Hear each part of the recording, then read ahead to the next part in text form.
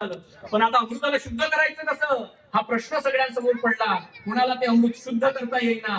मग हे जे सगळे देव आहेत हे सगळे देव आले पंढरपुरामध्ये म्हणले, पांडुरंगा हे जे अमृत आहे हे अशुद्ध झालेलं आहे, या अमृताला तुम्हाला शुद्ध करायचं आहे. पांडुरंग म्हणले हे काम माझे एक लेखकच करू शकतो आणि त्या लेकराचं नाव आहे संत चोखामेळा.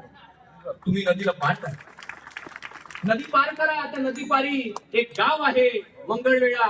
त्या गावामध्ये सुद्धा तो भेटणार नाही. गावाच्या बाहेर गावपूस आहे, तिथे एक महारवाडा आहे. त्या ठिकाणी माझं लेकरू संत चोखामेळा राहता.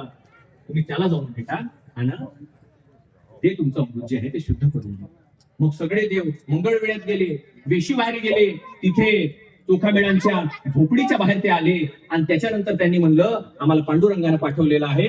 चोखामेळा म्हणले काय काम काढलं तर अमृत शुद्ध करायचं आहे. संत चोखामेळा त्यावेळेस म्हणतात अमृत शुद्ध करायचं, दाखवा बरं कसं असते. म्हणजे त्यांनी अमृत पाहिलं सुद्धा नव्हतं, त्यांच्या हाताने अमृत शुद्ध होऊ शकत होतं. ही कथा संत नामदेव महाराजांनी लिहिलेली आहे. ज्या वेळेस संत चोखामेळ्यांचा हात, चोखोबांचा हात त्या अमृताला लागला, अमृत शुद्ध झालं. ही कथा संत नामदेवरायांनी लिहिलेली आहे. मुद्दा हा आहे की ज्यांच्या हाताच्या स्पर्शाने अमृत सुद्धा शुद्ध व्हायचं, त्यांचा हात लागून पांडुरंग वाटत होता असे काही लोक म्हणायचे. संत चोखोबांना विठ्ठल मंदिरामध्ये प्रवेश नव्हता म्हणून भक्त जर पांडुरंगाला भेटू शकत नसेल, त्याच्यामुळे संत नामदेव महाराज आणि संत ज्ञानेश्वर महाराजांनी चंद्रभागेच्या वाळवंटामध्ये हा भक्तीचा खेळ मांडला. कारण त्या ठिकाणी कोणी कोणाला येण्यापासून रोखू शकत नाही, कोणी कोणाला नाचण्यापासून, कोणी कोणाला गाण्यापासून रोखू शकत नाही. सर्वांना भक्तीचा अधिकार देण्यासाठी संतांनी हा भक्तीचा खेळ जो आहे तो चंद्रभागेच्या वाळवंटामध्ये मांडला. हे कारण आहे की खेळ वाळवंटात खेळला जातो.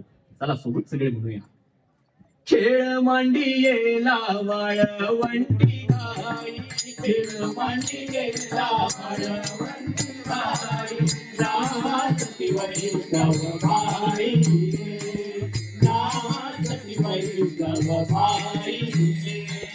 शोध विमान केला पावटाणी, शोध विमान केला पावटाणी. एका एका लागतील पायी रे, एका एका लागतील पायी रे. खेळ मांडियेला वाळवंटी गाई, खेळ मांडियेला वाळवंटी गाई, नाचती वैष्णव भाई रे, नाचती वैष्णव भाई.